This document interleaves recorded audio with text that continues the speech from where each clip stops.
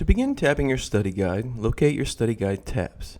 These are smaller tabs than the tabs for your reference books and are found inside your study guide cover. The first tab you'll be placing in your study guide will be for the table of contents. Find the table of contents in your study guide by looking through the first few pages and place the tab for the table of contents on the page just before it. Our intent with these tabs is for you to be able to grab the tab, pull it open, and then be looking at the beginning of that chapter or section.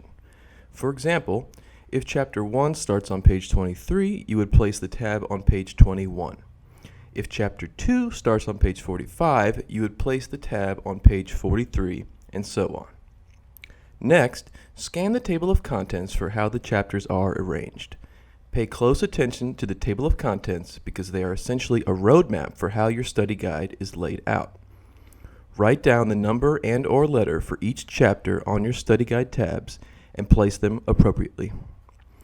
Notice how I place the tab for chapter 1 on the page before chapter 1 starts, so that as I pull the tab open, the study guide opens up to the first page of chapter 1. Now let's skip ahead to what the finished product might look like. Notice how each tab I pull open brings me to the beginning of that respective chapter. This is the same principle you'll be using next to tab your reference books. So with that in mind, let's move forward.